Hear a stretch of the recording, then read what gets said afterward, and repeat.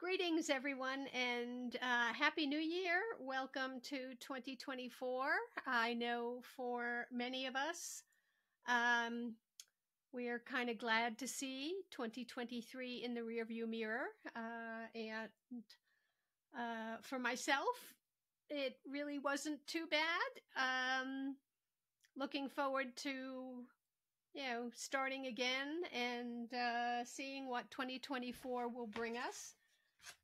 And what my mantra for at least the first few weeks of this year is let's all manifest more in 2024. So we'll be exploring that more as we go on through the year. But I want to welcome my seekers of truth and wisdom to Soul Wisdom Transitions, where we embrace the magical dance between the mind, the body, and the spirit. This sacred space is dedicated to guiding you on a soulful journey of self-discovery, personal growth, and spiritual awakening. Get ready to harness the power within as we embark on a transformational odyssey towards more enlightened and fulfilling existence. Open your hearts and minds, for the wisdom of the soul awaits. Let the transition begin. So here at Soul Wisdom Transitions, we explore the various stages of personal transformation, spiritual growth, and getting comfortable with connecting to and listening, more importantly, listening to our soul wisdom. I am your host, Terry, and since this is our first episode of 2024, today we're going to start by taking a look at New Year's resolutions as opposed to New Year's intentions.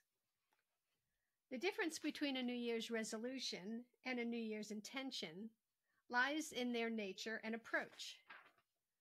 A resolution is a firm decision to do or not do something, often with a specific goal in mind. It tends to be more action-oriented and outcome-focused. On the other hand, an intention is a guiding principle or mindset that shapes your actions and decisions. It's less about a specific goal and more about the way you want to approach life in the coming year. Intentions are often rooted in mindfulness, self-awareness, and personal growth, focusing on the journey rather than the destination. As you can imagine, I lean more one way than the other. Can you hazard a guess? Yes, for me it's intentions. And we're going to take a quick look at how to best determine which is right for you. Some of us really resonate with setting resolutions, having goals, and following the plan. Others, like me, chafe at setting goals, and I prefer to wing it. So anytime someone wanted to, I went to a business meeting or new marketing or, new class, or especially as I was starting my business, you always had to have goals. You always had to have plans. You always had to strive towards something. And as soon as I heard goals, I just kind of shut down. And I need to do more exploring about what that trigger is all about. I know we've talked about triggers in the past, and we'll be talking about them as the year progresses. And one of the things that really annoyed me was this one business marketing class I was taking. And, once a month we were on a call, or whatever the time frame was, I don't remember. But by the end of the call, everyone had to announce their BHAG, B-H-A-G. And what that stands for is a big, hairy ass goal. First of all, who thought of that? I mean, that is the stupidest name I have ever heard. Goals, fine. But, why a big, hairy ass goal? That certainly doesn't make me want to embrace it at all. And goals for me and resolutions are always resolute, and you must, and you have to, and it's expected. And if you don't come anywhere close to, you have failed. Now, failure is not always, a bad thing, but for me, setting goals was always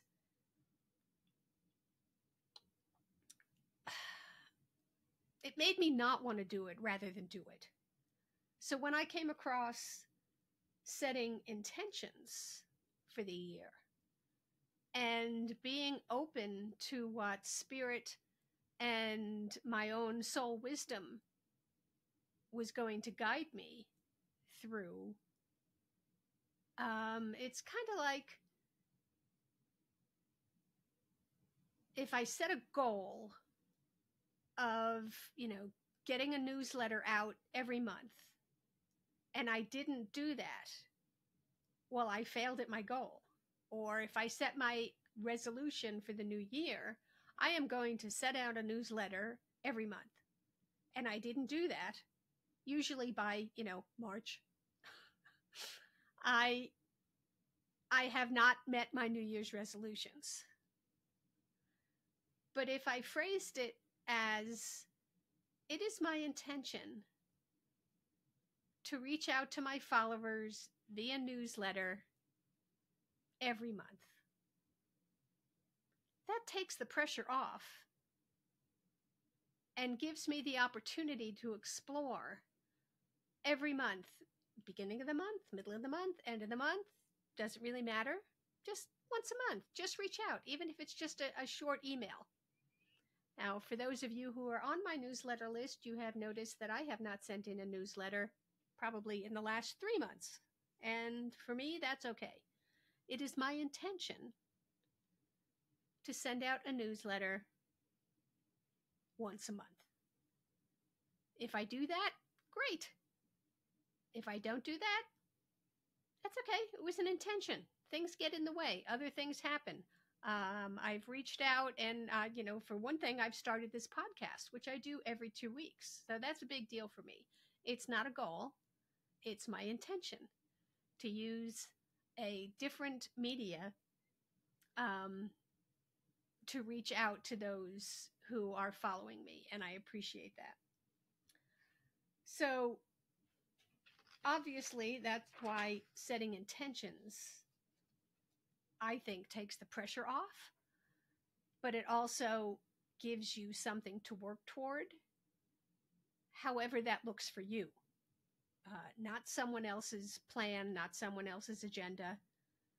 And one of the things that I have found or have become more aware of toward the end of the year, I always get inundated with, you must take this new class if you want to do X. And if you want to be successful, you have to take this class. And if you want to do this, you have to do that. You have, it's on and on and on. And oh my God, if you don't sign up by December 31st, then the price goes up. And, I'm sure we all get emails like that. And dare I say, invitations. And I get it. But one of the things that I became aware of, which I found quite amusing, is I got this email, and it was a year-long program of writing prompts and helping you to explore your story. Now, many of you know I've already written my inspirational memoir. I am currently writing a fictional memoir. More about that later. And I was like, oh, this seems really good. And, let me look, that would help me, stay on track and just kind of work through the blockage that I was dealing with. Let me look at this. And I went onto the website, and I, obviously I had to sign in because I apparently had an account. And I noticed, and this started me laughing, I noticed I had purchased this program last year. And I never did anything with it. So I just started laughing, and I was like, okay. Didn't follow through on that intention. But it made me laugh that some of the programs do speak to me, and I really do need to explore it more. So that is on my list of intending to do. And one of the things that I did explore and did sign up for is a program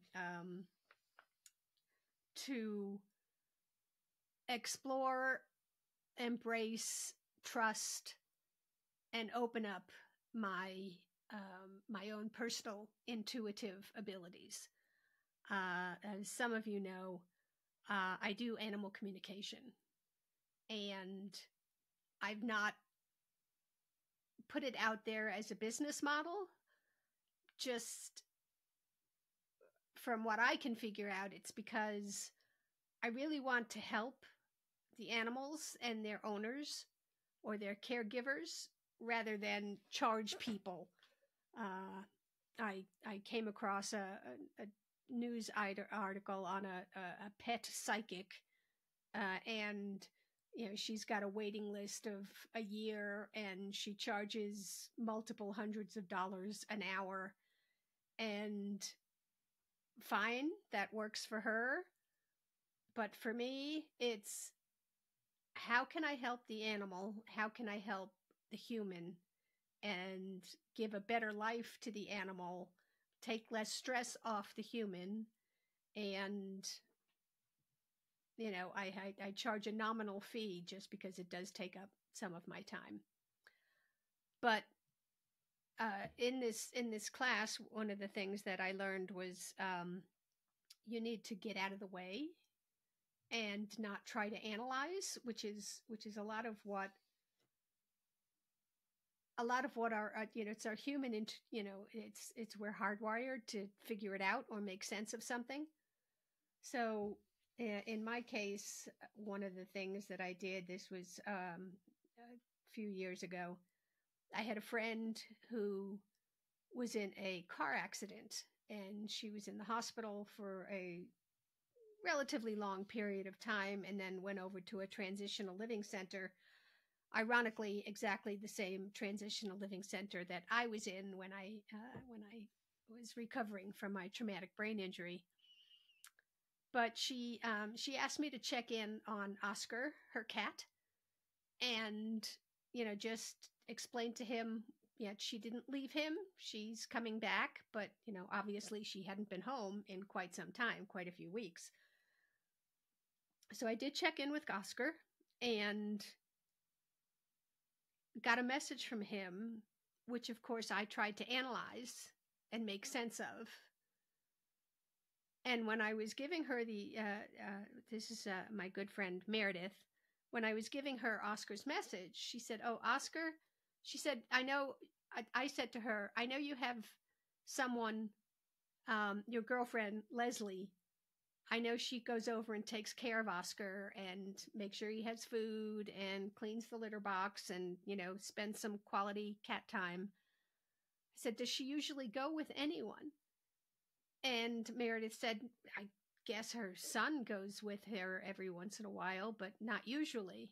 I was like, "Oh, okay, that's, what's his name?" And she told me his name, and I was somewhat confused. And I said, "Oh, well," I said, "Oscar said to tell you that he really likes Lester." And she started laughing. And I said, "Does that make sense to you?" And she said, "Oh, absolutely. Lester is my nickname for Leslie." Now, I would not know that. Oscar the cat knew that, but I would not know that. So by me trying to figure out what Oscar was trying to say rather than just delivering the message, it's, now that I'm exploring this course, it's like, oh, okay, that's why I did that. Now it makes sense. Now I just deliver messages. I don't try to figure it out because it's going to make sense to the human, or maybe not, but it certainly makes sense to the animal. And another time I was checking in with my girlfriend's dog, and she had just moved in with her boyfriend, who also had a dog. And her dog, Emma, said to me, "I'm okay giving up my bed." Well, I immediately assumed that Emma slept with, well, my goodness, that name went right out of my head. Lucy. Sorry, Lucy. And I just assumed that Emma would sleep with Lucy. And now that her boyfriend was there, that Emma was regulated to the floor. And I said to Lucy, I said, did Emma used to sleep with you? And she said, no, Emma has her own bed. She's always slept in her own bed. And I said, oh, okay, well, that's unusual. I said, Emma said she's okay giving up her bed. And I heard a gasp from Lucy. We were on the phone at the time. I heard a gasp from her, and she said, oh my God. She said, my boyfriend's dog is older, and he has taken over Lucy's bed. I said, well, apparently Lucy is fine with it. But I was trying to make sense of it. So with those two opportunities to learn, I was able to get out of my way. And now when I do animal communication, I just deliver the message. This is what they said. If it makes sense to you, great. If it doesn't make sense to you, that's okay too. So whatever your intention is for the year, and let's see, I can tell you that in the past, when I have made resolutions, by March, I couldn't even tell you what they were. And with my shifting over to these are my intentions for the year, not only, as I said earlier, not only does it take the pressure off of you, but it also gives you the opportunity to explore different things that come up in the meantime or in between time, or, whatever it is that you're working on. As I said, my intention for myself for this year is to expand my intuitive abilities. I have great connections with animals. I would like to expand that to spirits who have crossed, family members, just open it up more. And it is my intention, for one, by taking this class, to explore that more and see where it leads. And by opening myself up to embracing my intuition, it's a benefit also to you guys, because that will enable me to explore and have a deeper connection to my own soul wisdom, which is where our intention comes from. It's my, if you do it in a positive light rather than a negative, I must lose 30 pounds. I resolve to quit smoking. I resolve to only have wine on the weekends. I resolve, must. And it's all a negative connotation. And if you shift that by setting an intention, it is my intention to be at a healthy weight, whatever that is. This is whatever is healthiest for me, not what society is dictating. It is my intention to be healthier and cut down on smoking. It is my intention to not want a glass of wine every night when I get home after work.